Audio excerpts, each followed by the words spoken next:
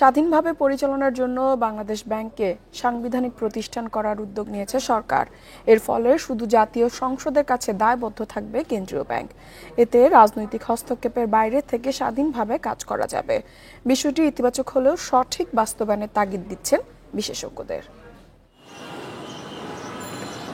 দেশের আর্থিক খাতে ঐতিহাসিক পদক্ষেপ নিতে যাচ্ছে সরকার। বাংলাদেশ ব্যাংকে প্রথমবারের মতো একটি সাংবিধানিক প্রতিষ্ঠান হিসেবে রূপান্তরের উদ্যোগ নেওয়া হয়েছে। কেন্দ্রীয় ব্যাংক বলছে, আর্থিক খাতের অভিজ্ঞ ব্যক্তিদের নিয়ে স্বাধীন পরিচালনা পর্ষদ গঠন করা হবে। রাখা হবে না কোনো আমলা। গভর্নর ও ডেপুটি গভর্নর নিয়োগ ও অপসারণে জাতীয় সংসদের অনুমতি লাগবে। এই রকম বিভিন্ন বিষয় যুক্ত করে বাংলাদেশ ব্যাংক অধ্যাদেশ 2025-এর খসড়া পর্যালোচনার জন্য সরকারের কাছে পাঠানো হয়েছে। এতে কেন্দ্রীয় ব্যাংকে প্রশাসনিক হস্তক্ষেপ বন্ধ হবে। গতানুগতিক প্রতিষ্ঠান আর সাংবিধানিক প্রতিষ্ঠানের বিরুদ্ধে রাজনৈতিক প্রভাব বিস্তার করা কিন্তু অনেক ডিফিকাল্ট। যারা ওই প্রভাব বিস্তার করতে চায় তাদেরকেও অনেক বেশি কাঠখড় পুড়ে প্রভাব বিস্তার করতে হবে, যেটা অনেকের পক্ষে হয়তো সম্ভব হবে না। অর্থনীতিবিদরা বলছেন, বাংলাদেশ ব্যাংকের পরিচালনা পর্ষদে দীর্ঘদিন ধরে আমলাদের সরাসরি অংশগ্রহণ ছিল। এতে আর্থিক খাতে নীতি প্রণয়ন ও বাস্তবায়নে কেন্দ্রীয় ব্যাংকের স্বাধীনতা খর্ব হয়েছে। এমন পরিস্থিতিতে সাংবিধানিক মর্যাদা সময় উপযোগী সিদ্ধান্ত। মনিটারি পলিসিটা যাতে স্বাধীনভাবে তৈরি করা এবং স্বাধীনভাবে ইমপ্লিমেন্ট করতে পারে, সেই পূর্ণাঙ্গ ক্ষমতা যাতে কেন্দ্রীয় ব্যাংকের খাতে উপর আসে। তো সব মিলিয়ে আমি মনে করি এটি সরকারের একটি ইতিবাচক উদ্যোগ। সাংবিধানিক প্রতিষ্ঠান হওয়ার পর নির্বাচন কমিশনের মতো রাজনৈতিক হস্তক্ষেপ যেন বাংলাদেশ ব্যাংকের ক্ষেত্রে না ঘটে, সে বিষয়ে সতর্ক থাকার পরামর্শ বিশেষজ্ঞদের। Shahid Ahmed, independent news, Dhaka. এ বিষয়ে বিস্তারিত আলোচনা করতে আমাদের সাথে যুক্ত হয়েছেন অর্থনীতিবিদ আবু ইউসুফ। আবু ইউসুফ, আপনাকে স্বাগত জানাচ্ছি অর্থনীতি সারাদিনে। আপনার কাছে শুরুতেই জানতে চাইব, কেন্দ্রীয় ব্যাংকে যে সাংবিধানিকভাবে স্বাধীন করার পদক্ষেপ নেওয়া হয়েছে, এটাকে আপনি কতটা ইতিবাচকভাবে দেখছেন এবং অর্থনীতির জন্য এটা আসলে কতটা সুফল বয়ে আনবে? জি, আসলে এরকম একটা উদ্যোগের জন্য মনে হয় অপেক্ষাই করছিলাম। কারণ আমরা যখন জুলাই আপরাইজিং এর সাথে সামঞ্জস্য রেখে যেই অপরচুনিটিটা শুরু হয়ে সৃষ্টি হয়েছিল বাংলাদেশের জন্য, তো বিভিন্ন জায়গায় বিভিন্ন ধরনের অপরচুনিটি, পার্টিকুলারলি এই যে আর্থিক খাতে বা আর্থিক এবং ব্যাংকিং খাত পুরো সেক্টর ঘিরে আমরা দেখেছি যে যে ধরনের উদ্যোগগুলো গ্রহণ করা হয়েছে, পরিচালনা পর্ষদগুলো পুনর্গঠন করা, যেগুলো ঝুঁকিপূর্ণ ব্যাংক আছে, এনপিএল কমানো, বৈদেশিক মুদ্রার রিজার্ভ বাড়ানো, অনেক কিছু উদ্যোগ, পার্টিকুলারলি যে আমাদের ব্যাংকিং খাতে যে জালিয়াতি ছিল সেগুলো বন্ধ করার নানামুখী উদ্যোগ গ্রহণ করা হয়েছে। তো সেইটার সাথে আমি মনে করি সঙ্গতিপূর্ণ একটি বিষয় খুবই দরকার, যেটা আমরা প্রতিবেদনেও দেখেছি, যে বাংলাদেশ ব্যাংক একটা কেন্দ্রীয় ব্যাংক হিসাবে যাতে একটা সাংবিধানিক প্রতিষ্ঠান, কিন্তু আমরা অতীতেও দেখেছি অনেকগুলো সাংবিধানিক প্রতিষ্ঠান কিন্তু আমাদের আছে। নির্বাচন কমিশনের কথা এখানে প্রতিবেদনে বলা হয়েছে। শুধুমাত্র সাংবিধানিক প্রতিষ্ঠান করলেই হবে না, তার স্বাধীনভাবে যে কাজ করার জন্য যে কাঠামো, সরকারের যাতে কোনো ধরনের হস্তক্ষেপ না থাকে, তার জন্য যেই ধরনের নীতিমালা প্রয়োগ করা দরকার, যেই ধরনের আর্থিক এবং ব্যাংকিং খাত সংশ্লিষ্ট যে জনবল কাঠামো দরকার, সেই ধরনের লোককে নিয়োগ দিয়ে সেটি যাতে বাস্তবায়ন করা যায়, সেরকম একটি উদ্যোগ আশা করি যে যেই বাংলাদেশ ব্যাংক অর্ডার 2025 যেটি করা হচ্ছে, সেখানে নিশ্চয়ই সেই জিনিসগুলো থাকবে।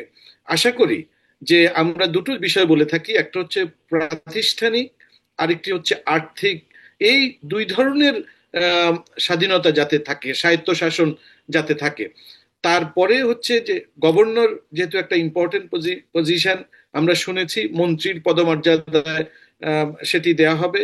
পাশাপাশি আমি বলবো যে বাংলাদেশ ব্যাংককে, কেন্দ্রীয় ব্যাংক যাতে যে ধরনের তারা নীতিমালা তৈরি এবং বাস্তবায়ন করতে পারে, তাদের যাতে স্বাধীনতা থাকে, আর্থিক স্বাধীনতাটাও যাতে থাকে। কারণ প্রশাসনিক স্বাধীনতার পাশাপাশি আর্থিক স্বাধীনতা, আমি এর আগেও বলেছিলাম যে বাংলাদেশ ব্যাংক কিন্তু প্রায়, আমার যতদূর মনে পড়ে, প্রায় 15,000 কোটি টাকার মতো তারা কিন্তু সরকারি কোষাগারে প্রত্যেক বছর দেয়, আদায় করে। এর একটি অংশ সে ফর 1,000 কোটি টাকা বা যতটুকু লাগে বাংলাদেশ ব্যাংকের জন্য একটি স্বাধীন বেতন কাঠামো যাতে হয়, গভর্নর, ডেপুটি গভর্নর অর্থাৎ বাংলাদেশ ব্যাংকে যারা কর্মরত কেন্দ্রীয় ব্যাংকের তাদের যাতে একটা স্বতন্ত্র বেতন কাঠামো, তারা যাতে অনেক স্বাধীনভাবে প্রশাসনিক এবং আর্থিক দুটোই যাতে কেন্দ্রীয় সরকারের উপর যাতে নির্ভরশীল না হয়, সেটি একটি থাকতে হবে। আরেকটি হচ্ছে যে আমরা যতটুকু জানি একটা সার্চ কমিটির কথা বলা হয়, প্রত্যেক জায়গায় আসলে সার্চ কমিটির কথা বলা হয়, কিন্তু সার্চ কমিটিতেও যাতে এমন ধরনের যারা বিশেষজ্ঞ বা এমন ধরনের ব্যক্তিত্ব তাদেরকে নিয়ে আসা উচিত যাতে তারা মানে একজন যোগ্য গভর্নরের খুঁজে বের করতে পারে। যেমন আমরা এই অন্তর্বর্তীকালীন সরকারের সময় আমরা দেখেছি বর্তমান যিনি গভর্নর ওনার বয়সের যে বাড় ছিল সেটাকে অতিক্রম করেও সরকার তার ক্ষমতা প্রয়োগ করে একজন যোগ্য ব্যক্তিকে যে আসলে দায়িত্ব দিলে আর্থিক খাতে যে একটা ভালো ইতিবাচক ভূমিকা রাখতে পারে, আমরা কিন্তু তার আবু ইউসুফ, আপনিও যেমনটি বলছিলেন, আমরা জানি যে নির্বাচন কমিশনও কিন্তু একটি সাংবিধানিক প্রতিষ্ঠান, কিন্তু তারপরেও আমরা দেখতে পেয়েছি যে অনেক ক্ষেত্রেই কিন্তু নির্বাচন কমিশনও স্বাধীনভাবে কাজ করতে পারে না। সেক্ষেত্রে বাংলাদেশ ব্যাংক স্বাধীনভাবে কাজ কতটা করতে পারবে, বিশেষ করে রাজনৈতিক হস্তক্ষেপের বাইরে গিয়ে, যেখানে কিনা আমরা দেখতে পাচ্ছি যে এখনো সংসদের অনুমতি লাগবে, এই বিষয়টিকে আপনি কিভাবে দেখছেন? না, অবশ্যই একটা তো হচ্ছে যেটা সংসদের গভর্নর, ডেপুটি গভর্নর, তারপরে একটা পরিচালনা পর্ষদ থাকবে যেখানে বলা হয়েছে সেখানে কোনো সরকারি কর্মকর্তা থাকবেন না, অর্থাৎ ব্যাংক এবং আর্থিক খাত সংশ্লিষ্ট যারা অভিজ্ঞ তারাই এখানে থাকবে পরিচালনা পর্ষদ, এবং পরিচালনা পর্ষদ স্বাধীনভাবে সেখানে কাজ করবে। এটি অবশ্যই একটা খুবই ইতিবাচক উদ্যোগ, কারণ আমরা এই ব্যাংক খাতে যে জালিয়াতি, এই জালিয়াতি যদি আমরা বন্ধ করতে না পারি তাহলে কিন্তু আমরা এই শৃঙ্খলা নিয়ে আসতে পারবো না। কারণ ব্যাংকিং খাত বা আর্থিক খাতের সাথে আরেকটি বিষয় জড়িত হচ্ছে দ্বৈত শাসন ব্যবস্থা। আমরা এখন দেখছি প্রাইভেট ব্যাংক যেগুলো আছে সেগুলো কেন্দ্রীয় ব্যাংকে তদারকি করে, আবার সরকারি ব্যাংক যেগুলো আছে রাষ্ট্রায়ত্ত ব্যাংক সেটি ব্যাংকিং ডিভিশন তদারকি করে। এইখানেও কিন্তু যে আশা করি যে পরিবর্তিত যে নীতিমালাটি আসছে, ব্যাংকিং অর্ডার যেটি আসবে, সেখানে যাতে একক ভাবে কেন্দ্রীয় ব্যাংকের হাতেই যাতে বোথ মানে প্রাইভেট এবং রাষ্ট্রায়ত্ত ব্যাংকের তদারকির ভার থাকে, একটা স্ট্রং মুদ্রানীতি যাতে থাকে, এবং সেই মুদ্রানীতির ফলে আমাদের যে ইনফ্লেশনের কথা, যে মুদ্রানীতির মেইন উদ্দেশ্যটাই হচ্ছে ইনফ্লেশনকে কন্ট্রোল করা, আমাদের বৈদেশিক মুদ্রার মজুদকে একটা শক্তিশালী জায়গার মধ্যে নিয়ে যাওয়া এবং ব্যাংকিং খাতের যে তদারকি করা।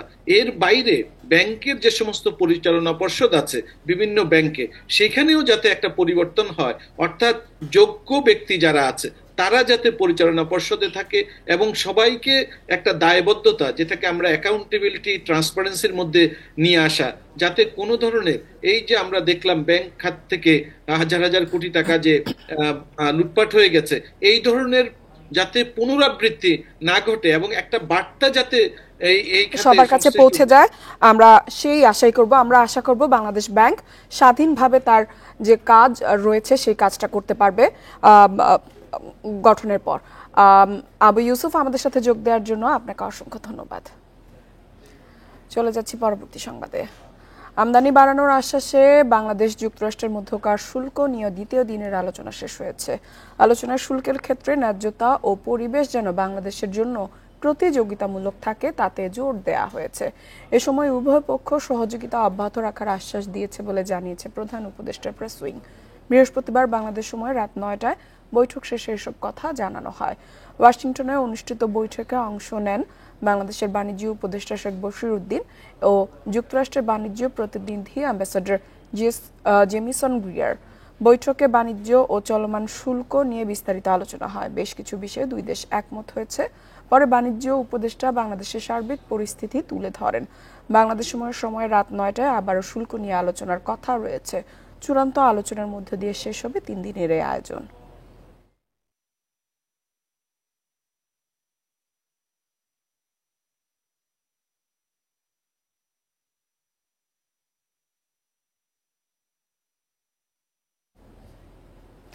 দুদকের মামলায় গ্রেফতার অর্থনীতিবিদ ও জনতা ব্যাংকের সাবেক চেয়ারম্যান অধ্যাপক ডক্টর আবুল বারাকাতকে কারাগারে পাঠানো হয়েছে। বিকেলে 3 দিনের রিমান্ড আবেদনের শুনানির শেষে শুনানি শেষে আদেশ না দিয়ে তাকে কারাগারে পাঠানোর নির্দেশ দেন ঢাকা মেট্রোপলিটন ম্যাজিস্ট্রেট।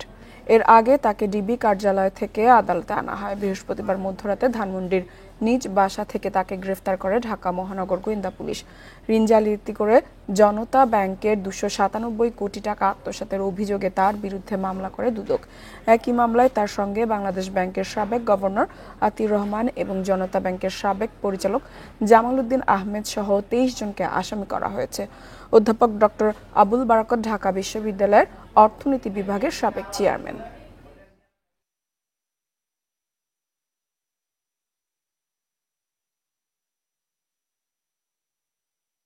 পুরোটা সুষ্ঠু তদন্ত চাই। এভাবে করে কাউকে আমরা কোনো রকমের কাগজপত্র দেখি নাই যে গ্রেফতারি পরোয়ানা বা ওয়ারেন্ট কিছুই আমরা দেখি না। আমাদের কাছে কোনো কাগজ নাই, আমরা জাস্ট লস্ট। আমরা আপনাদেরকে যা বলবো আমাদের বলারও কিছু নাই। বিজ্ঞ আদালতকে বুঝাতে সক্ষম হয়েছি মাননীয় আদালত যে সাবেক ফ্যাসিস্ট শেখ হাসিনার আমল থেকে শেয়ার বাজার ব্যাংক যারা লুট করেছে তাদের সেই একজন অন্যতম দোষর।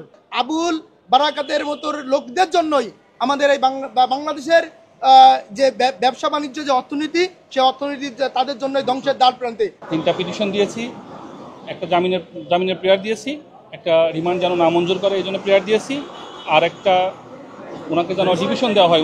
উনি মুক্তিযোদ্ধা এবং ওনার বয়স 71 বছর।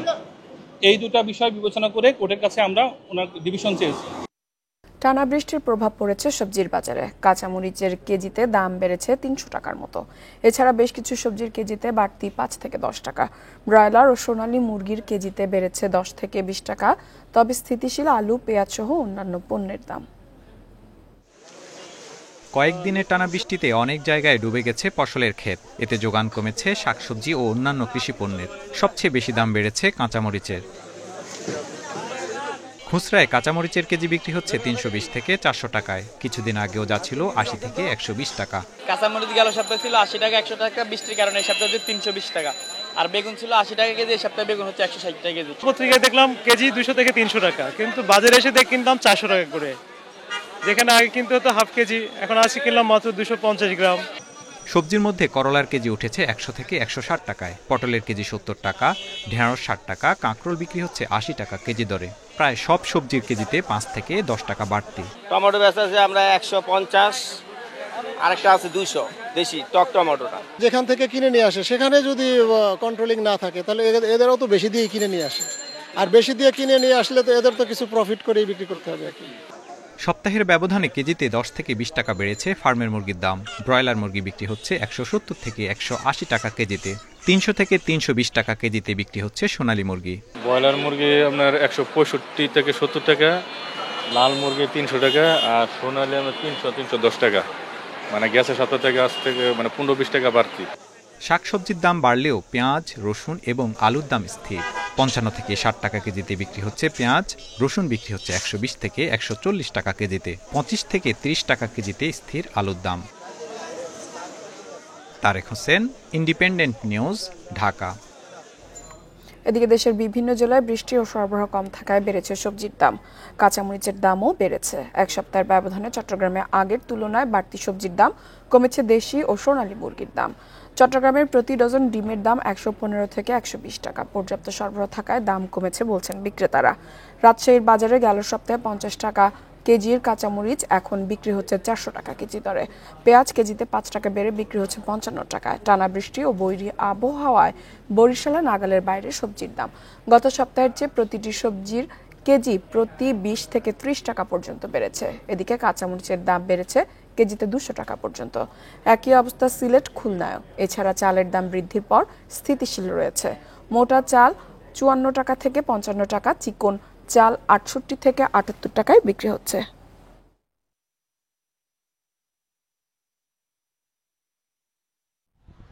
দোকানদাররা অজুহাত দিতেছে যে মার্কেটে মাল নাই, অথচ দেখা যায় গোডাউনে গেলে মালের অভাব নেই। কিন্তু এই অজুহাতে তারা বৃষ্টির অজুহাত দিয়ে তারা মালের দাম অনেক বাড়াই দিতেছে। দামটা আজকে অনেক বেশি।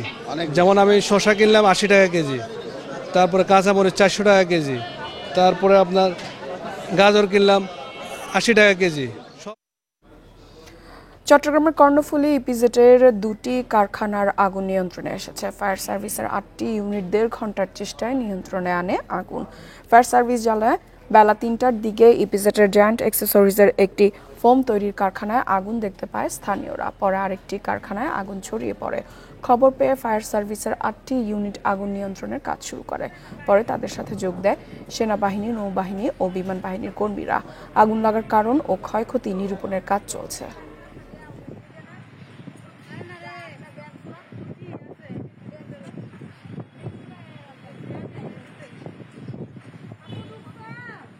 আমরা যখন বাইরে ছিলাম গাড়ি লোড দিতেছি, তখন দেখতেছি এই দিক থেকে আগুন আসতেছে। আমরা আগুন নিভে মাত্র দৌড়ে চলে আসছে, আগুনে আর যাওয়া দিতেছে না। হিউজ, আনকাউন্টেবল, পুরো সব শেষ। আমরা রাস্তা থেকে দেখেছি পুরোটা অন্ধকার, এত ধোয়া হয়ে গেছে, উপর দিকে পুরো অন্ধকার।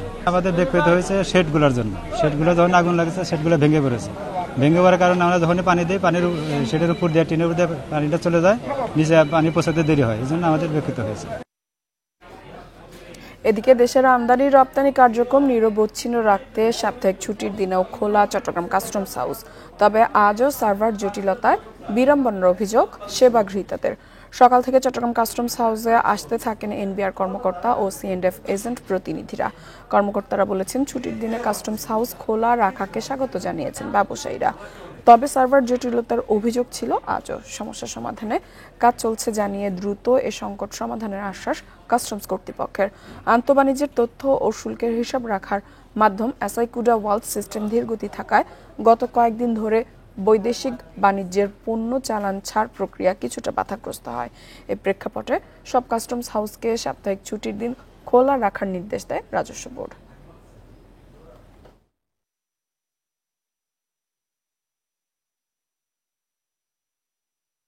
ঠিকভাবে হয় নাই, গতকালকেও কাজ হয় নাই, এজন্য এটা খুব আমাদের জন্য ভালো।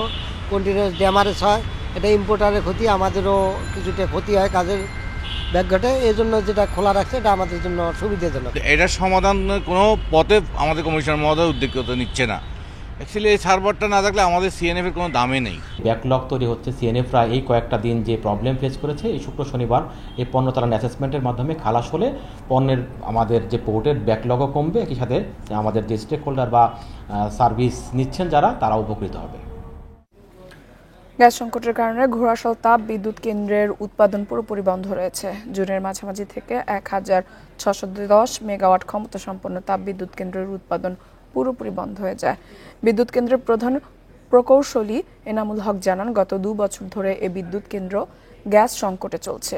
এর জেরে ৯ জুন থেকে ৫ নম্বর ইউনিট, ১৩ জুন থেকে ৪ নম্বর ইউনিট ও ১৪ জুন থেকে ৭ নম্বর ইউনিটের উৎপাদন বন্ধ রয়েছে। বিকল্পভাবে গ্যাস সরবরাহ করার জন্য সংশ্লিষ্ট মন্ত্রণালয়ে আবেদন করা হয়েছে বলেও জানান তিনি। এছাড়া বাকি ইউনিটগুলো মেরামতের কাজ চলছে জানিয়ে গ্যাস সরবরাহ হলে সেগুলো চালু করা যাবে বলে আশা তার।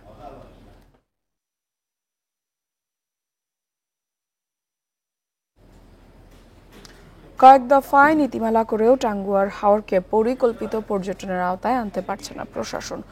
পর্যটকবাহী হাউসবোটগুলোকে নির্ধারিত রুট ব্যবহারে বাধ্য করা যাচ্ছে না। এতে ক্ষতি হচ্ছে ফসলি জমি, অস্থায়ী বাঁধের, কমছে হাওরের মাছ ও পাখি। টাঙ্গুয়ার হাওরের ভেতরে ইঞ্জিন চালিত নৌযান প্রবেশ করবে না। ওয়াচ টাওয়ার এলাকায় গান বাজনা করা যাবে না, এমন মাইকিং করা হচ্ছে হাওরের প্রবেশ মুখে। তবে মাইকিং এর নৌকার পাশ দিয়ে প্রবেশ করছে বড় বড় হাউসবোট সহ ইঞ্জিন চালিত নৌকা। চলছে সাউন্ড সিস্টেম ব্যবহার করে গান বাজনা। তুমি মাইক নিও না, মাইক চলে না, আমরা ও সুলমানপুর আর এদিক থেকে আমরা বন্ধ করে দিই। হাউসবোট যদি হাওরের মাঝখানে থাকে তাহলে আমাদের সুবিধা হয়, জায়গা পরিষ্কার থাকে। আর এই ছোট ছোট নৌকায় দিয়া আইসা মনে করেন যে ওরা ঘুরে। পর্যটকবাহী হাউসবোট নির্ধারিত রুট না মানায় ফসলি জমি, অস্থায়ী বাঁধের ক্ষতি হচ্ছে, কমছে হাওরের মাছ। নৌযান প্রবেশ না করলে হাওরের পরিবেশ ঠিক থাকবে বলছেন পর্যটকরা। পরিবেশটা যদি ওই বোটগুলো না ঢুকে তাইলে খুবই ভালো থাকবে। ঠিক আছে, এখানে ওই বোটগুলো ঢুকাতে মনে করেন যে আপনার পরিবেশটা অনেক খারাপ হয়ে গেছে। সম্প্রতি জেলা প্রশাসন টাঙ্গুয়ার হাওরে পর্যটকদের চলাচলে কয়েক দফা নীতিমালা প্রণয়ন করেছে। এই নীতিমালা বাস্তবায়নে প্রচারণা চালানোর পাশাপাশি না মানলে জরিমানাও করা হচ্ছে। আমাদের স্থানীয় যে উপজেলা নির্বাহী অফিসার আছে, উনি নিয়মিত অভিযান পরিচালনা করছেন। এই বিষয়ে আমরা শক্ত অবস্থানে আছি। আমরা হাউসবোট যে মালিক যারা, তাদেরকে নিয়ে বসেছি। তারা আমাদের কাছে অঙ্গীকার করেছে তারা হাউসবোট ওয়াচ টাওয়ার এলাকায় প্রবেশ করাবে না। কেউ যদি এর ব্যত্যয় ঘটায় তার বিরুদ্ধে প্রয়োজনীয় আইনানুগ ব্যবস্থা নেওয়া হবে। টাঙ্গুয়ার হাওরে গত ৫ বছর ধরে হাউসবোট চলাচল করছে। প্রতি বছরই বাড়ছে সংখ্যা। বর্তমানে হাউসবোট আছে 500-র বেশি। Independent news. এবার কানাডার পণ্যের ওপর 35% শুল্ক আরোপের হুমকি দিয়েছে মার্কিন প্রেসিডেন্ট ডোনাল্ড ট্রাম্প। বৃহস্পতিবার সামাজিক যোগাযোগ মাধ্যমে পোস্ট করা এক বিবৃতিতে এই ঘোষণা দেন তিনি। জানান 1 আগস্ট থেকে আরোপ করা হবে এই শুল্ক। কানাডার প্রধানমন্ত্রী মার্ক কার্নিয়েকে উদ্দেশ্য করে এই ঘোষণা দেন মার্কিন প্রেসিডেন্ট। এর আগেও কানাডার কিছু পণ্যে 25% শুল্ক আরোপ করেছিল যুক্তরাষ্ট্র। তবে বর্তমানে উত্তর আমেরিকার মুক্ত বাণিজ্য চুক্তির আওতায় কিছু পণ্যে ছাড় রয়েছে। তবে নতুন যে 35% শুল্ক আরোপের হুমকি ট্রাম্প দিয়েছেন তা এই চুক্তিভুক্ত পণ্যের ওপরও কার্যকর হবে কিনা তা স্পষ্ট নয়। দ্বিতীয় মেয়াদে দায়িত্ব নেয়ার পর একের পর এক শুল্ক আরোপ করছেন ট্রাম্প। এ নিয়ে নতুন বাণিজ্য চুক্তি নিয়ে আলোচনা চালিয়ে যাচ্ছে দুই দেশ। এরই মধ্যে নতুন শুল্ক আরোপের হুমকি এলো।